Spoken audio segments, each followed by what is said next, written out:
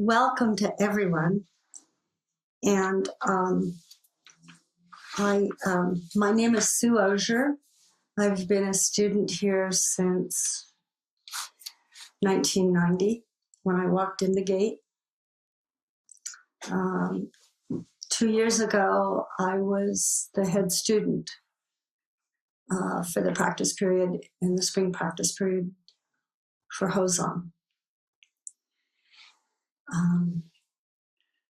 Our dear abbot, whom we miss, Genpo's dad, Lori's husband. Got to bring that into the room. So grateful for this practice. So let's see what my notes say. I was rewriting them at 2 a.m. I mean, why not? The fireworks are there, so.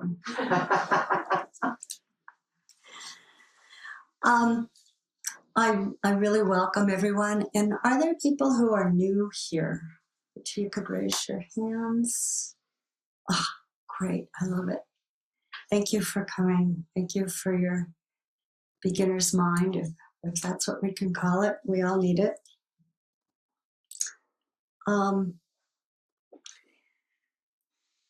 Carol Paul, who I hope is at home watching, sent me a phrase for the day. You know how some people have the phrase for the day. Rondi and Charlie used to have the little Zen calendar with really cute sayings, but this one was pretty impactful. Perhaps the most radical act of resistance is to live joyfully.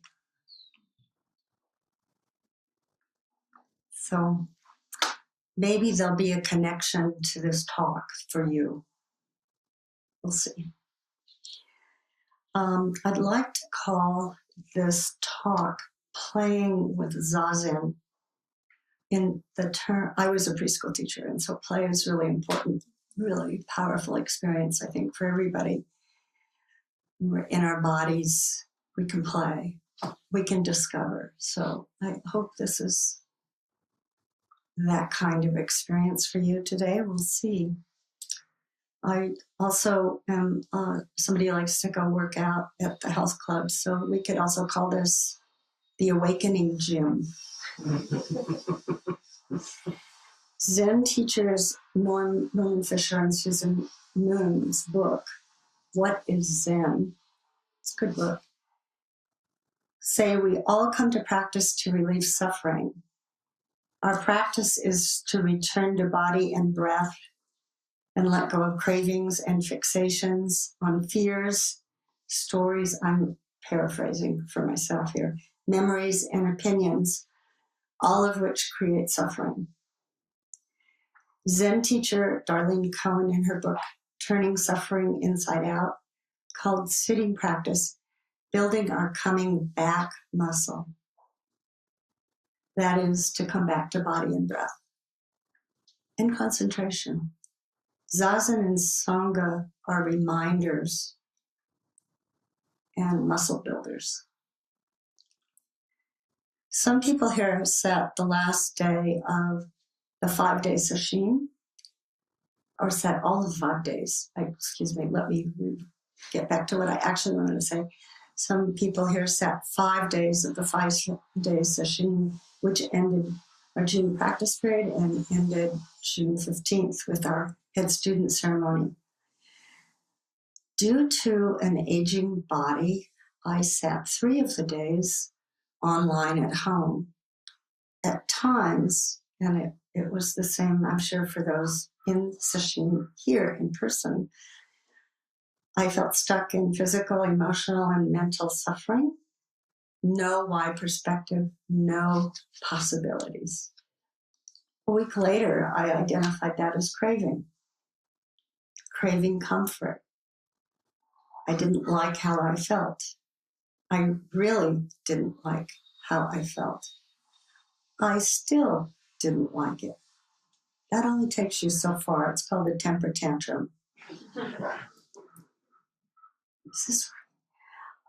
Musang says in Trust in Mind, dukkha or dissatisfaction arises with the craving to fix the world according to one's preferences. Sometimes I find myself accepting and have a clear view and a perspective. I get outside of that and drop the craving, and I'm just in my body. It's probably why I like exercise. People do that.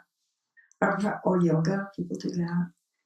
Our practice is to pay attention to posture and breath and allow body and mind to drop away. In sesshin, each morning before the first period of zazen ends, the director tells us to be still and silent, drop body and mind. It's powerful. It does drop into a pool, that phrase for me. How do we do that? I don't know. I think it's grace. We put ourselves out in the fog and we get wet.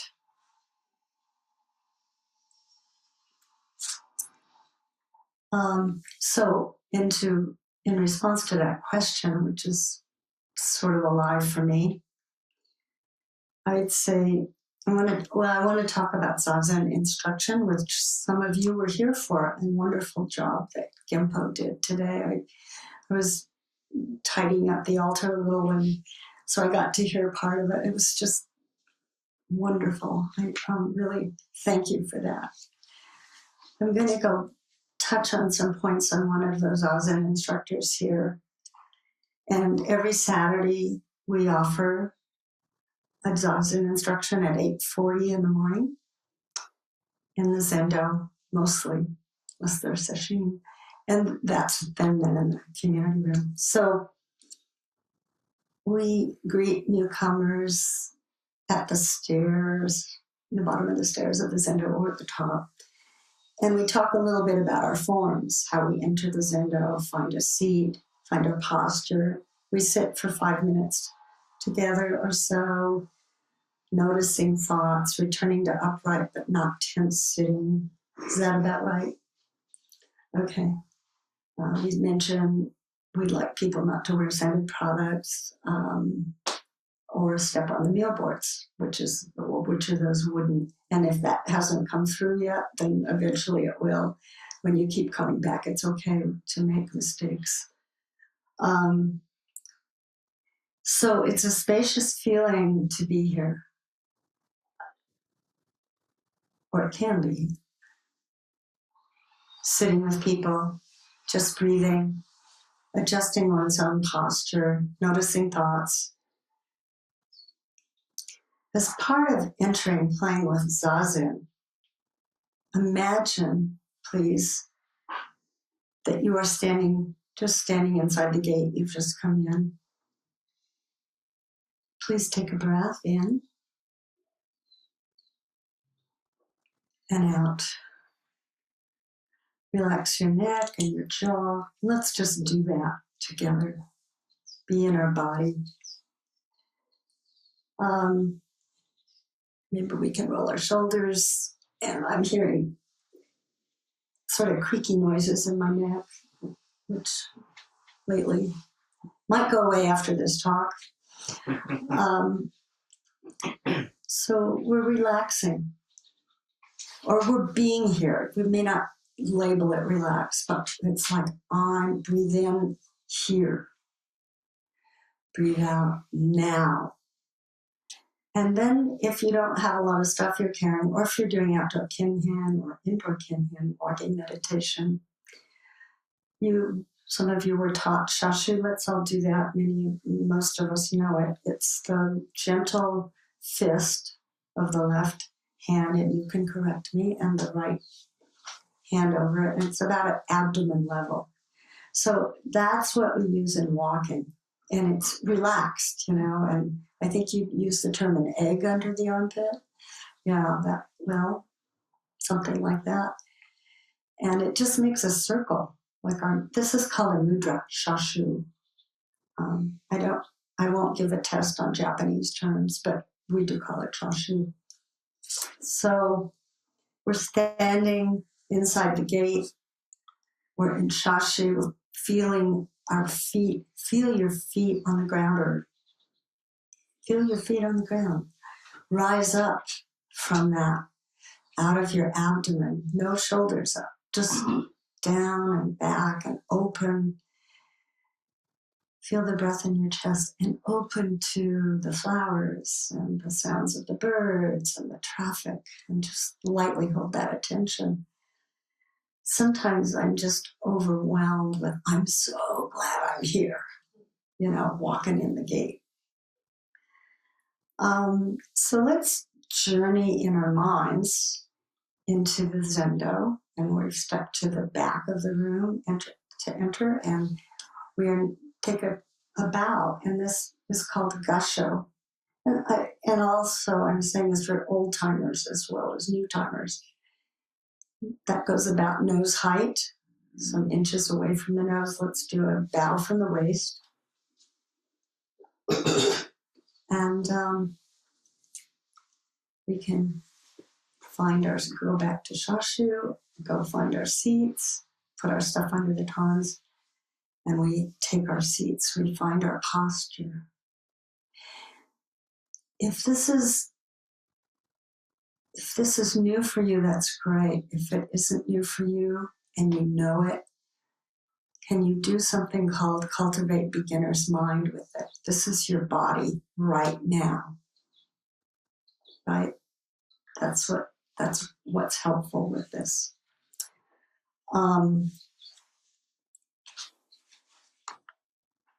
So we're sitting forward on this cushion, the first third of it, or on your chair, if you can, or on your bench, if you're kneeling.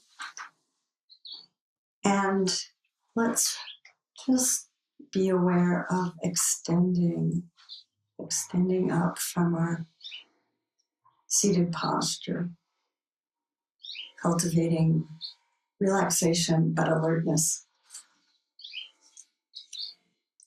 And then we take the cosmic mudra with your left hand your palm and your right hand under it, the right fingers under the left. And we have this, as Genpo said today, touching the fingers gently as if there's a piece of paper in there. Sojin Roshi, first abbot here, said that he could spend the whole period of Zazen concentrating on his mudra, the cosmic mudra. So whatever that means for you, give it a try. And what we do in Zazen is go back to posture and breath over and over and over. I like to introduce, while we're doing Zazen, that we can count our breaths. And my form is to breathe out and count one. So people say breathe in and count one, but silently. So breathe out, it's 1. Breathe in. 2.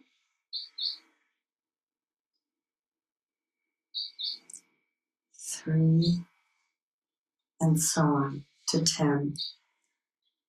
And you can drop the counting if you like. Or it might be a way to rein in a distracted mind, if it's useful. It's one technique. What do I do with my mind? Abbot Hosan Roshi wrote an article called My Zazen. Once he had settled in upright posture and taken his mudra, he wrote, "May I be awake, that others may awaken." It feels as if I'm lightly dropping these words into the quieting pool of Zazen, letting the ripples spread as they will. Honestly, I cannot say what happens for the remainder of the Zazen period. I make no effort to remember, and I don't remember. That's fine. because there's nothing I'm trying to accomplish. The effort is to be awake and receptive to the flow of sensations, perceptions, and thoughts that arise and fall away as they will. But this is not drifting and dreaming. Rather, it is a kind of fluid alertness capable of including each thing without being caught in it.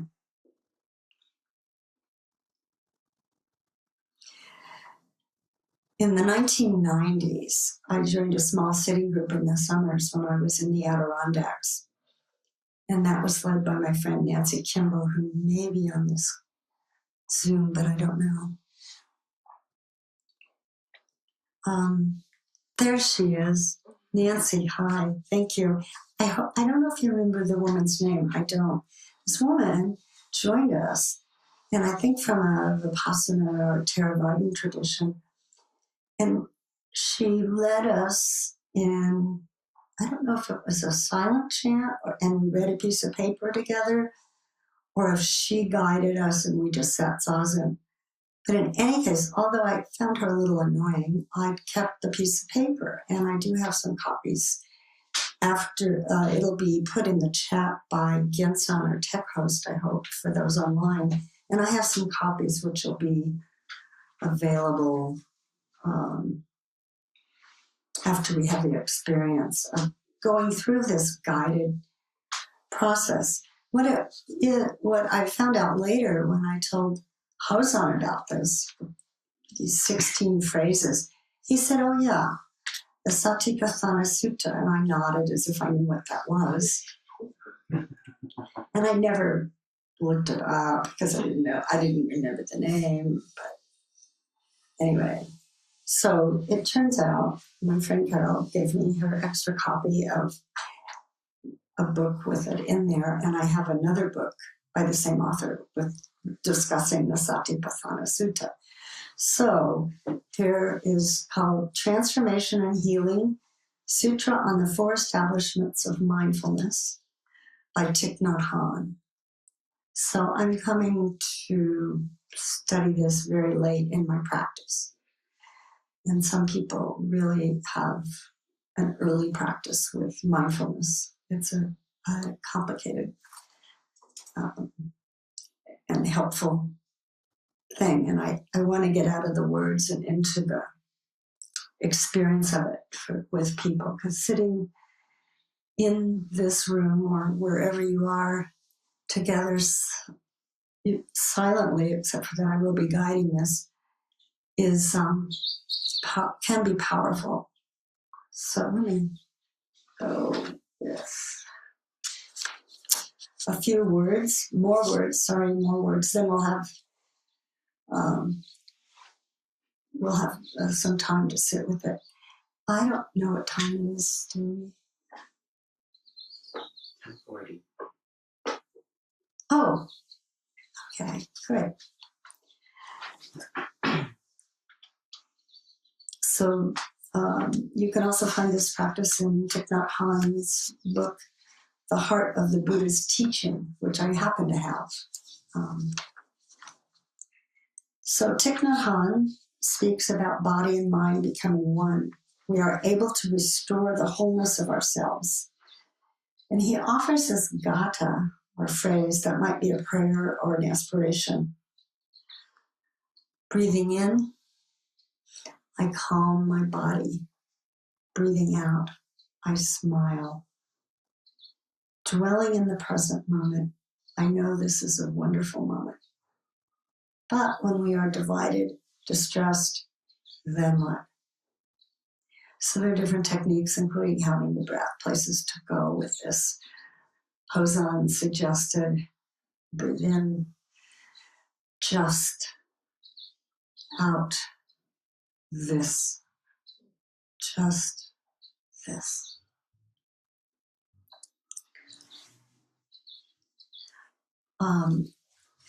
Sojun Roshi, all the teachers encourage us to, when we're sitting zazen, go back to a body scan.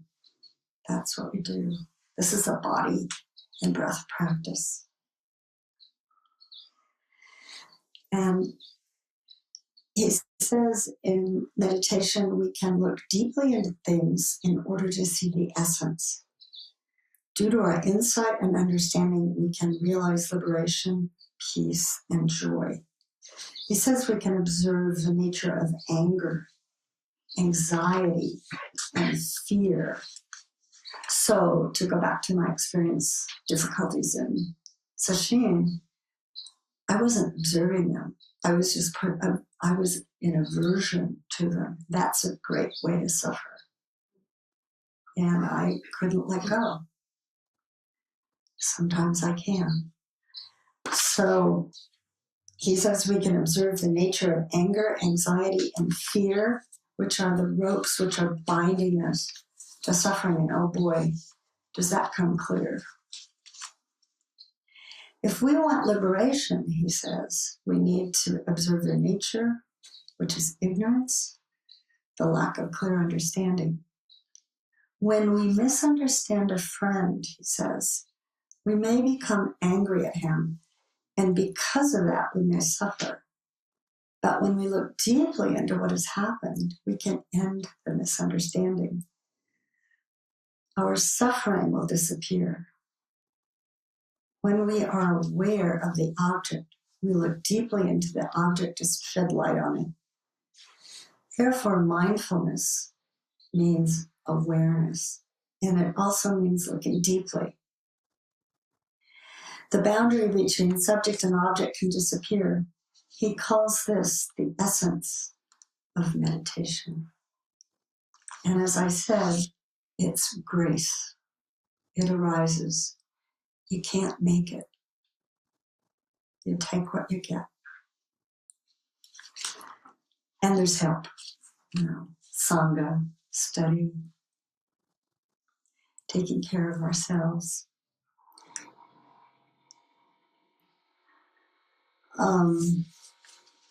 So here is what Zen Master Thich Nhat Hanh called Transformation and Healing Sutra on the Four Establishments of Mindfulness.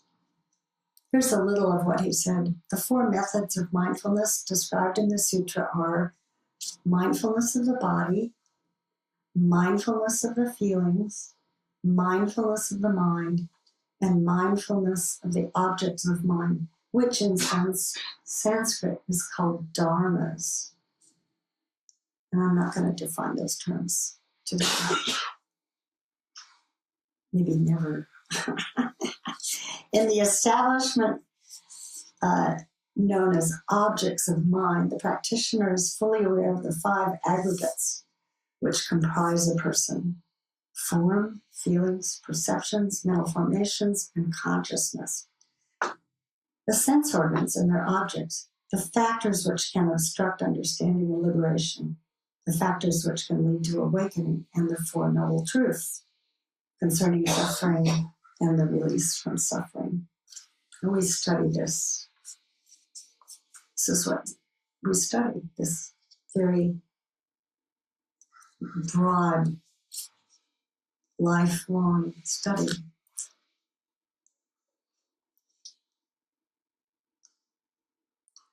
So, as I said, I am a former preschool teacher with a tendency to prefer hands-on experience. And I invite you to sit and breathe in and out while you gently listen to 16 phrases. The first four relate to the body, the second four to feelings, the third to the mind, and the last four to objects. You don't need to remember that. You don't have to figure it out. You don't even have, please don't try and breathe when I say breathing in, or breathing out. Just do your own thing and let the idea of this float without grasping onto it. And I do have copies available, and if there's not enough, let me know and I'll email you what I got. You might notice arising thoughts around preferences, physical sensations, opinions, and cravings.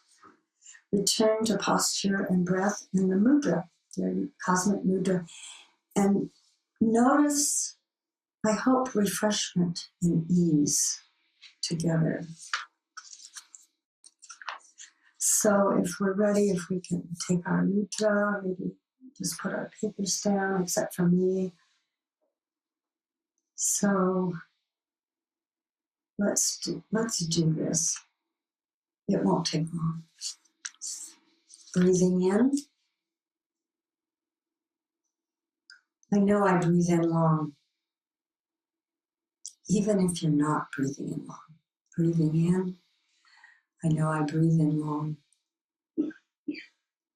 Breathing out. I know I breathe out long. Breathing in. I know I breathe in short. Breathing in.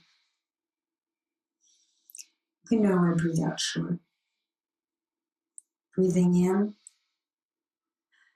I breathe into my whole body. Breathing out. I breathe out from my whole body. Breathing in. I calm my body. Breathing out. I calm my body. Breathing in, I feel joyful. Breathing out, I feel joyful. Breathing in, I feel happy. Breathing out, I feel happy. Breathing in, I'm aware of mental formations. Breathing out, I'm aware of mental formations. Breathing in, I calm mental formations. Breathing out, I calm mental formations. Breathing in, I'm aware of my mind. Breathing out, I'm aware of my mind. Breathing in, I make my mind happy. Breathing out, I make my mind happy. Breathing in, I concentrate the mind. Breathing out, I concentrate the mind. Breathing in, I liberate the mind. Breathing out, I liberate the mind. Breathing in, I observe the impermanent nature of all dharmas.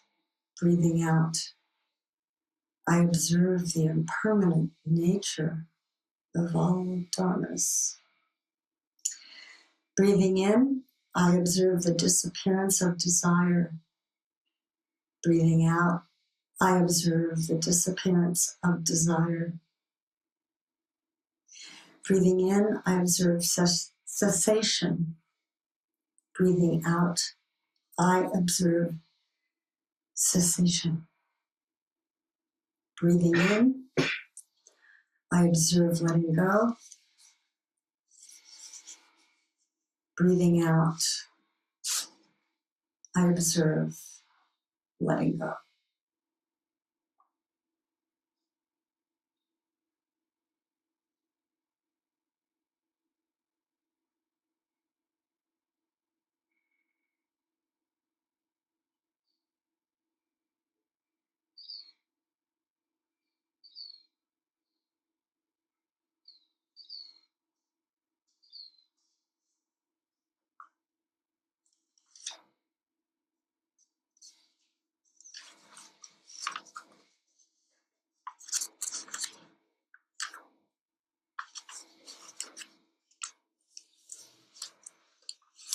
So our dear teacher, Maylie Scott, said, when thoughts are embodied, experience and attention is settled, deepened. We have a different experience in our body. She asked, how do you think in your belly?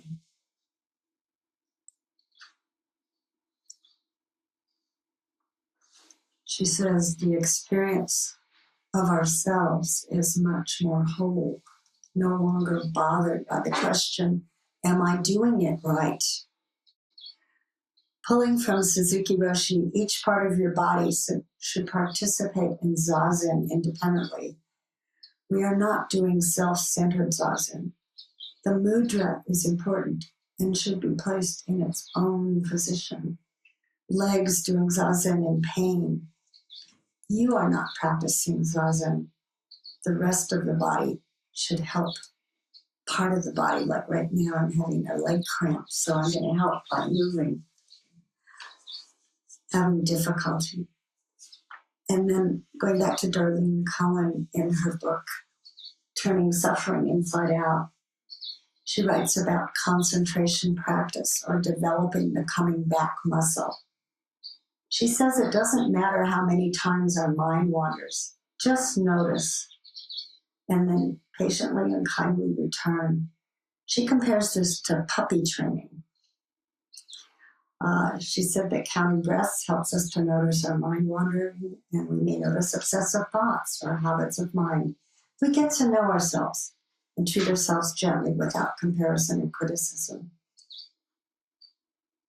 I call this her advice to notice, and perhaps I call this the no criticism muscle. I imagine that Zen students have their own ways, we all do, own ways to work with this. So I have found it in working with my difficult thoughts and body sensations, helpful at times to turn to the Satipatthana Sutta, the 16 phrases, or some version of them.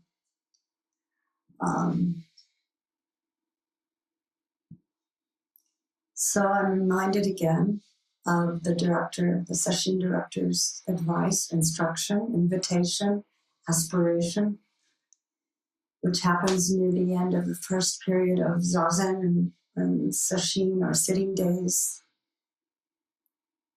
with many periods of zazen to come. The director says, be silent and still. Drop body and mind. How do you do that?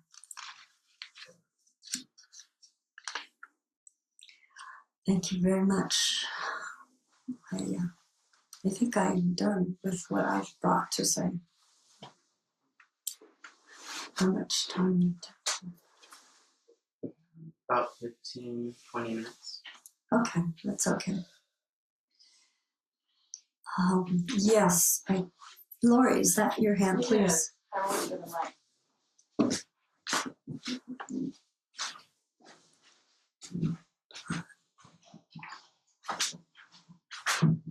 Hi, Sue.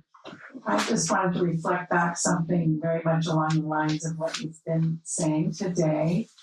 Back many years ago when I was trying to get this family program going and figure out what it meant and what to do, I was consulting with you because you have the experience, and I had come up with this list of like virtues, like Buddhist virtues, like friendliness, giving, mindfulness, some like 16. And I was like, okay, I'm going to try to teach these, through the course of the year or whatever, And there was a pause, and there was this pause where you were, in my mind, I think, trying to think about how am I going to say this?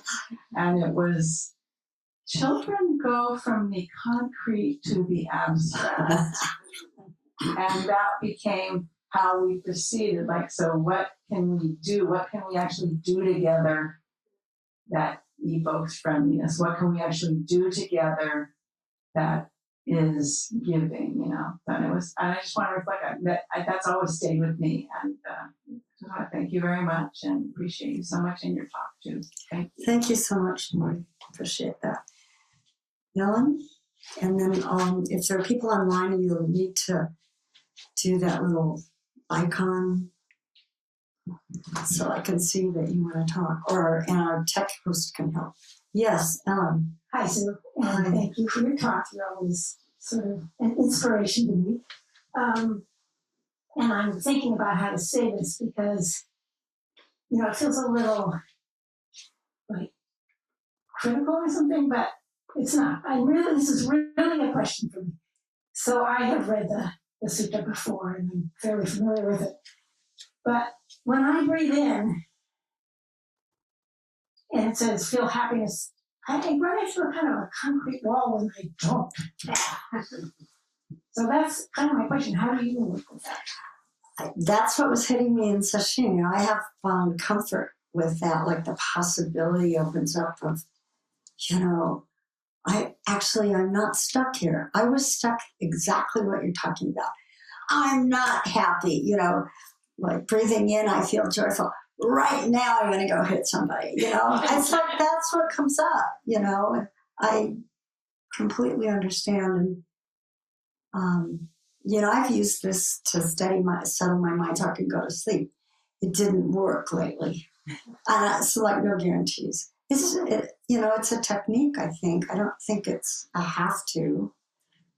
Hot cocoa, I think maybe. what you said about it opening up a space was actually works for me. But I think, there's a part of it that's imagination, which again, I think really works for people in a sort of resetting your neurological patterns kind of way. But I just have some trouble with it. So Yes, I honor that, and I'm with you on that one. It doesn't always arise, but I know that letting go of anger and just minor annoyances, this practice, sometimes I'm actually more sensitive to that and I can drop it. It's sure made a difference in my relationship with my family. So, thank you. Yeah, thank you. Let's see. Do we have anybody online?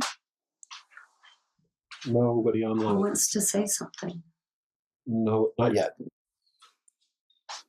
All right, not right now.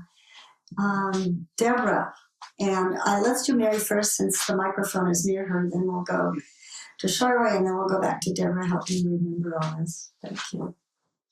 Thank you, Sue. Our official Zazen instructor coordinator.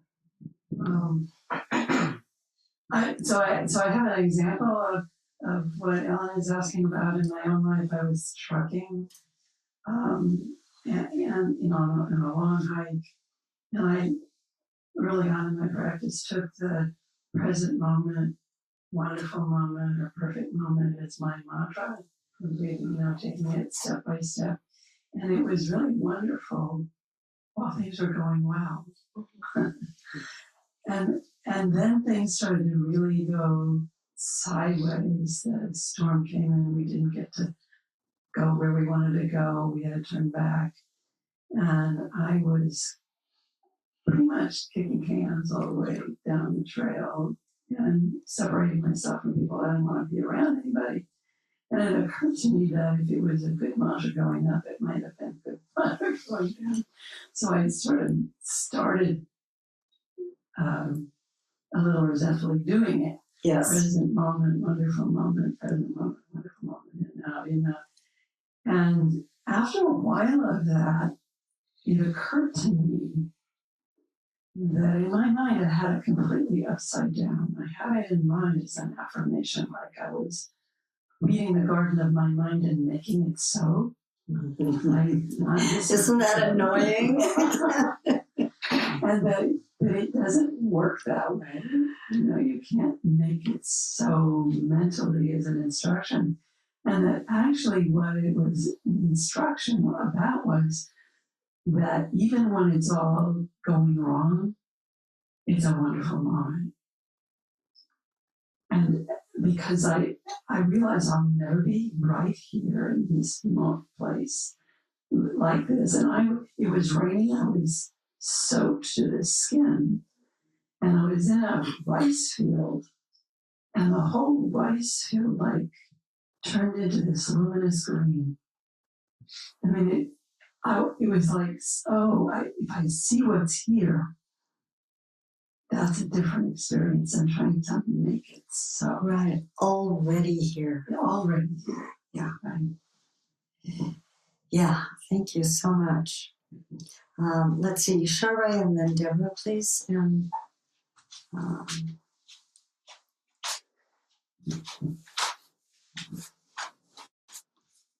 Thanks, Sue, for your talk.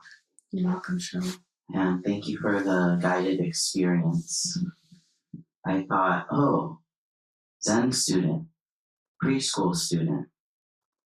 Can you say if there's any similarities you've observed between a preschool and a monastery, or a lay place where we do some monastic practice?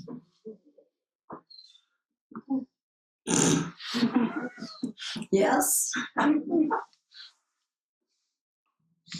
My Montessori preschool training and teaching coincided with my entering the gate. Very close. I started teaching, or I guess I was teaching in 1985 and opened my school in 1987, and I entered the gate in 1990. And it was just like this, same mindfulness practice, I love the hands-on thing, with Montessori, and I do this in restaurants. You get up and you push your chair in under the table. Yeah, I know. And then I met Ross, who talked about just folding cloth, or taking care of the toilet paper roll in the right place. It's like, oh, I know how to act here. I'm not going to do the wrong thing because there's a form for it, not like a moral issue, but it just helps everybody move in harmony, and it's really wonderful learning those forms. And there are forms in Montessori, which are, I think, in good alignment with child development. But it's not just child development, it's people, what our basic needs are. So, I'm sorry, I'm going off on a tangent. Yes.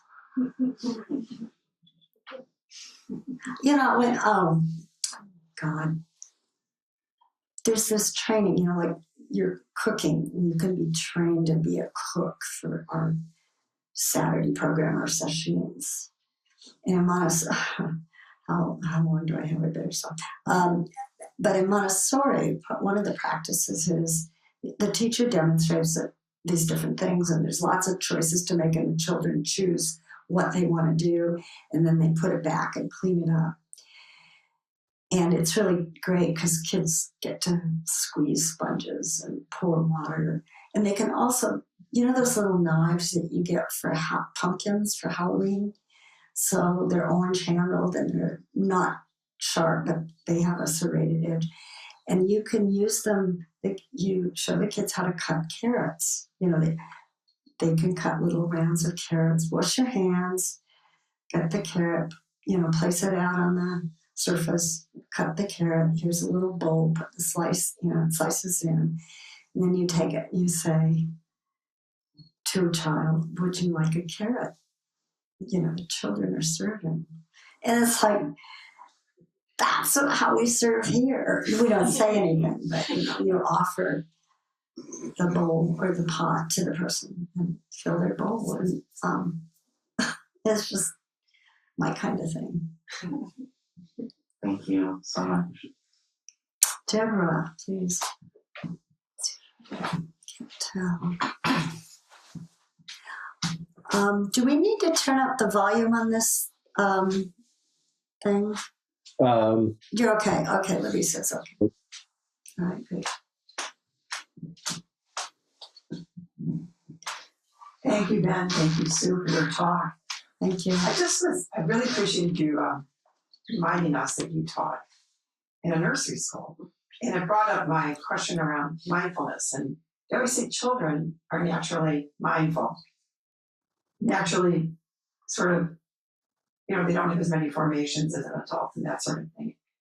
And I was just curious if you could comment on that, if you thought that is true, or what you observed or sensed. It depends on the child. I did not have training with children with control issues or difficulties, physical disabilities either. So my experience is limited. But what I found was But I was trained I learned what attracts their attention. So like our concentration and our zazen, we provide and facilitate environments to promote concentration in children. And so it's sort of an exploration, but I had the training to be pretty good at it with a certain group of kids. Not always. It was not always a good match.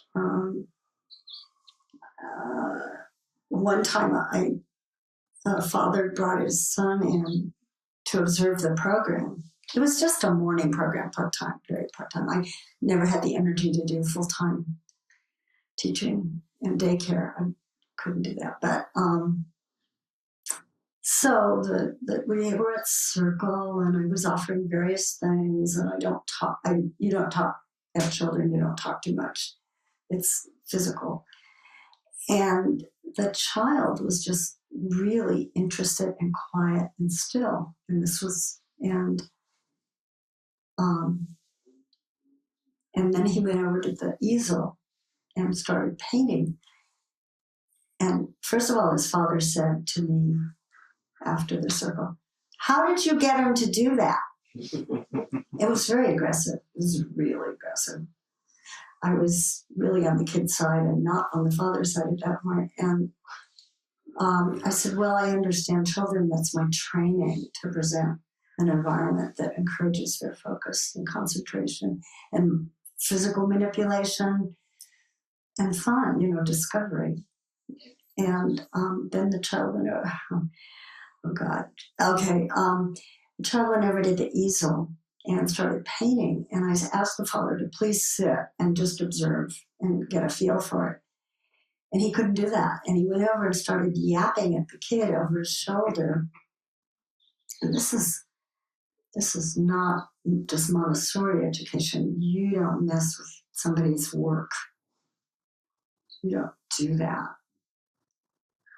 And he just couldn't. I asked him several times. I said, why don't you sit here and just watch? And the kid turned around. It was one of the high points of my life. He had a brush full of red paint. His father had a white shirt. And he just put the brush down the back.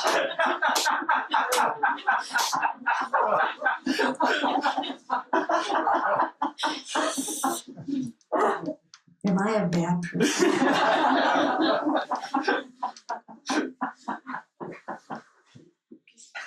Okay. Anything else? Yeah, this is excellent. So I appreciate that, because I feel that this 8-letter word mindful, it just becomes an object to me at times. And but by communicating this expression of the child, it was really, to me, I could understand it in a different way. So thank you. Thank you very much. Yes, Joe.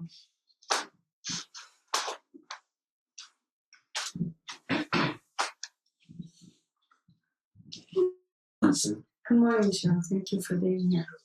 Thanks for the talk. I have a weird feedback question combo. As I listened to you in the Q&A, a lot of questions about your Montessori experience. And I just wanted to say, when you're talking and from your own experience, I feel quite impressed or in touch with what you're saying. And I confess that I didn't really get that from a lot of the quotes in the talk, So hearing you talk about your own experience hits me in a certain way.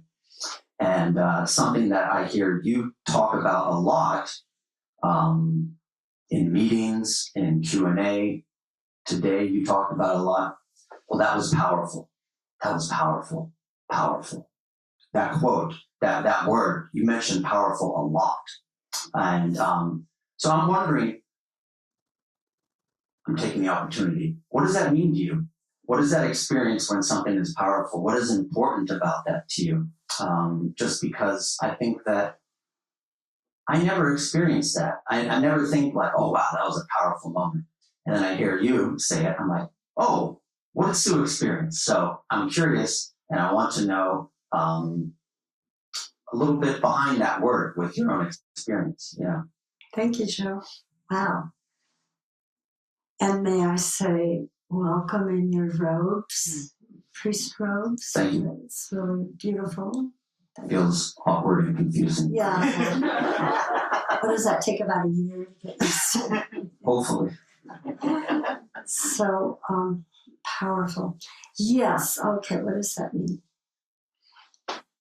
Spacious, quiet, settled. Maybe those are better words. Thank you. What do you call it? Shades in a little bit. Yeah. And I also appreciate the comments about that the question and answer period is when it gets more interesting for you. That was true for me was when Sojin spoke a lot. I just thought, well, come on, let's have some questions and answers because I'm not getting this. But I know there are enough people with academic, intellectual bents that they need some of that. So,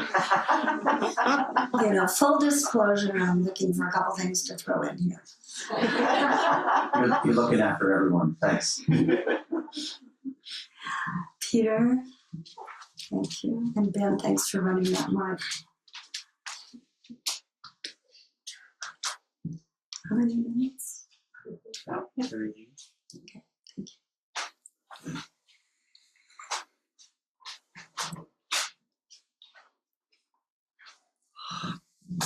Thank you, Sue. Welcome, I'm Peter. so glad you agreed to give this talk. Really? Oh, I'm so glad. Yes. I lived through it, yes. So I taught preschool for 3 years, mostly as a substitute. And I did substitute in a Montessori school once for a very brief period. And what struck me, and that question about how are like preschool and our temple similar, what struck me about Montessori was I'm pretty sure they were 2-year-olds. After nap time, each child folded up their mat and had a little cubby they put it in. And I mean, I had substituted in preschools where the teachers did everything for the kids. And I used to think, these kids are capable. Why are you doing these things for them? It felt abusive to me. I agree. And then I went to a Montessori school. It's like, that's it. When children, on the authoritarian, permissive range of parenting or, I guess, anything, when we have a sense of we can do this, we're taught the way to do it, and we can do it, and we understand it, it's very, and here's the word, empowering. It's like, it's so sad to see parents hovering. Yes, I've had that experience within my own family. And to worry, like my kids had to move away across country or out of the area so I could quit hovering.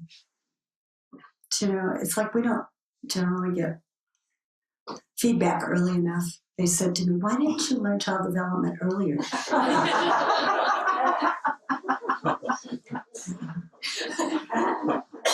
And what was interesting to me was I didn't realize 2-year-olds had that capability until I saw it with my own eyes. Wow. So, but what I want to thank you for is bringing beginner's mind into this room this morning, because that's what I'm taking away from your talk. At a really elemental, fundamental level, for me, your whole talk has been about beginner's mind, and that's our practice, no matter what, right? Zazen or not, it's always, can I be a beginner? Can I be curious? Can I be open? Can I be aware? And can I take that's the only moment? Thank you. So I appreciate it. I'm very moved by that. I just want to say that what I'm also learning and still have more to learn is not leaking. I'm pissed and somebody's going to get hurt. Taking those responsibility or having some awareness of how I interact with people. That's another part. Anyway, that's another topic another time. Thank you, Peter. Are we done? Okay. I appreciate your all being here. Thank you.